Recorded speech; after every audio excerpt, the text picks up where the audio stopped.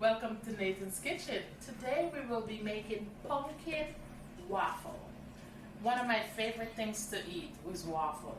So today, since we have a lot of pumpkin left over from the giant pumpkin we had, we decided to make pumpkin waffle today. So today we're going to do the dry ingredients first for our pumpkin waffle. So first things first, we're going to measure out the flour, 2 cups of flour.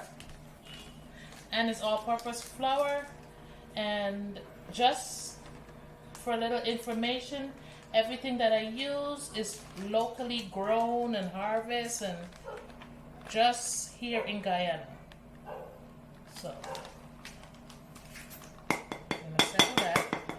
Put a little bit more flour. And I use a little plate underneath in case anything spills. So that's 1 cup flour.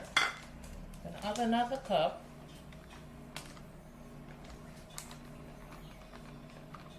So what we're doing is putting all the dry ingredients together first.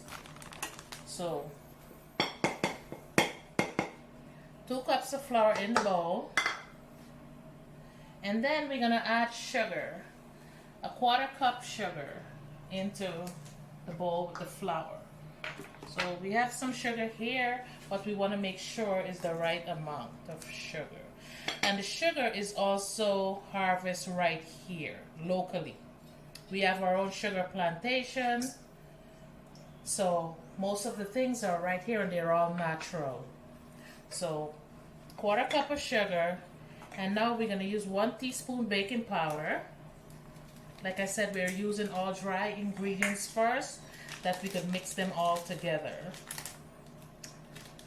And the baking powder is also from a company right in Guyana. So we try to keep everything local. So because Guyana is the breadbasket of the Caribbean, and it's called a Caribbean country, but the truth of it is Guyana is a South American country. It's bordering Venezuela and Brazil and Suriname. So here we go. 1 teaspoon baking powder. And now we're gonna have a 1/2 teaspoon baking soda. And make sure the baking soda is not lumpy and it's nice and smooth. We want to be accurate with our measurements because we want it to come out just right. And now we're gonna add a 1/4 teaspoon of salt. Gotta make sure. So the salt, you can see my salt had a little ball inside. Make sure you don't put a ball inside and thinking that it's gonna dissolve. Make sure you pump up that salt really good with you can use your finger and make sure that it's nice and smooth and no lump, because you don't want anybody to bite into your waffle and that waffle have salt patch. So we add that in there. And now it's called for pumpkin spice. So since we're in Guyana here and I haven't seen pumpkin spice in the supermarket, I decided to make my own pumpkin spice. So what I did is 1/2 teaspoon, or I could use 2 teaspoons. I use ground clove because I love clove. I just love it. And the recipe may not call for clove, but any recipe that I follow, I do my own thing because that's just me. I just like to be doing my own thing sometimes. So, not much clove, but you could do like a 1/2 teaspoon or whatever, just to make it smell good and it does wake up the flavor. And also cinnamon. We have lots of cinnamon here. So, 2 teaspoons of cinnamon. And you know, cinnamon makes everything smell so good. My gosh, love cinnamon.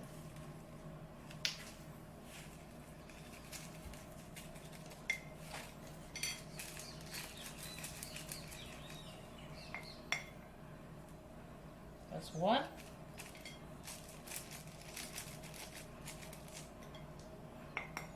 Two teaspoons of cinnamon. So that's how I make my own spice. I also use nutmeg, and I grate my own nutmeg because they grow nutmeg also in Guyana. So we don't have to go out and store buy them. We have it on the farm. So we got 2 teaspoons that I grind up and shaved nicely that we will add also in there. And that's our dry ingredients. And it also calls for ground ginger, grind up ginger, powdered ginger, or whatever you may want to call it. But I do not like to use powdered ginger. I use fresh ginger. And we also grow ginger here. But at first I'm going to whisk this all around. I wish you were here to smell this because, oh my God, it's just really, the smell is just amazing. So I get everything incorporated with each other. They marry to each other, so they become one.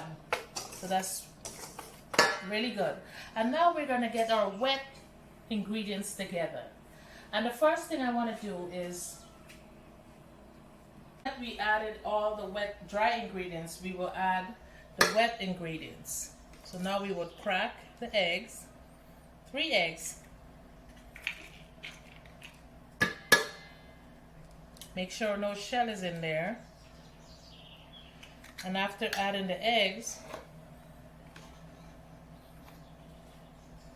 we're gonna add the milk, 1.5 cup of milk. So we have the milk here.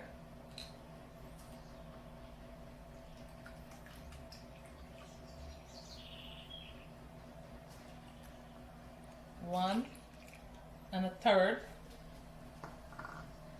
We always use measuring stuff when it comes to liquid because we want to make sure that it's precise.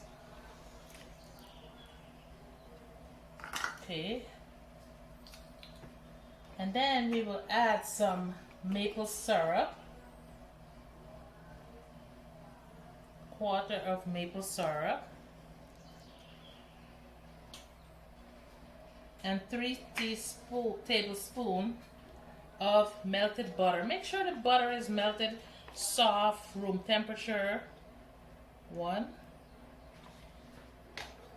2, 3. So 3 tablespoons of melted butter. And then we would add 1 cup of pumpkin. But as you know, we had a giant pumpkin and we still have pumpkin leftovers that we're making waffle with. We're making everything with pumpkin. And this pumpkin is locally grown, so I washed the pumpkin and I cut it up and I freeze it because we had a surplus of pumpkin. So I'm gonna add the pumpkin in the blender. So it's all natural pumpkin. It's not been in a jar. It's all fresh. So we could blend this up to get a pound of pumpkin. And we wanted powdered ginger, but I like fresh ginger. So I have a piece of ginger here. I'm gonna wash this ginger and I'm gonna peel it and add it to the pumpkin. So we're gonna wash this ginger really good because we don't want sand or anything. And we're gonna peel the ginger. And anything that we peel or whatever, we throw the compost in the garden. So I'm gonna just cut this like that, just to make it easy on the blender. And I'm gonna add this to the pumpkin. This is the ginger. So I didn't add powdered ginger, I added fresh ginger. I love to use things that are fresh than canned and whatever powder. You get the full strength of it when you use it natural.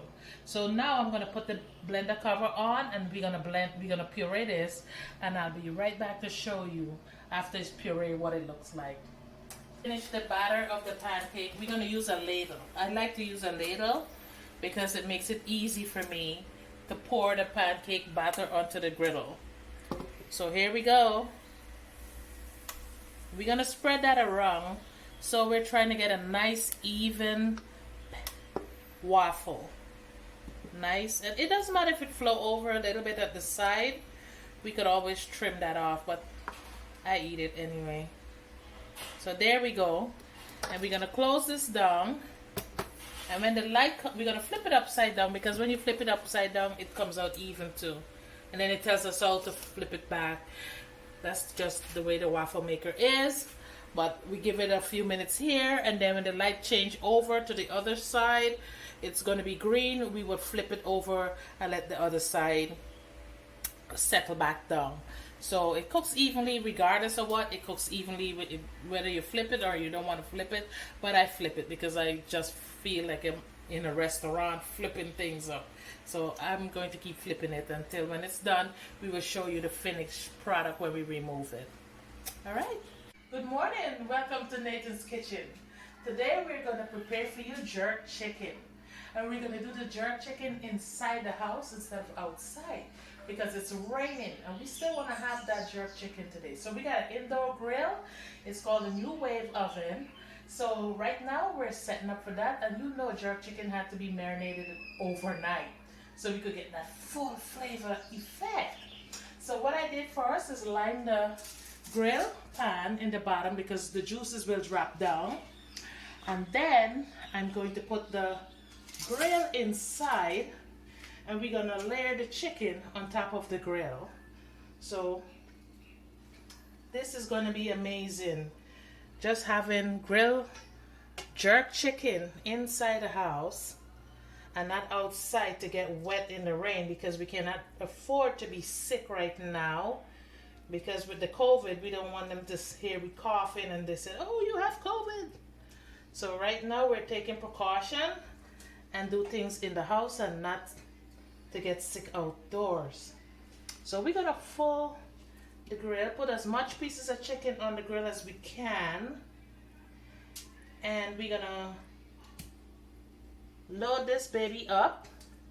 As you may see, it holds a lot of chicken. So we're gonna fill it there and have a little spot right here, and we're gonna put these on there for now, and then we're gonna wipe off our hands.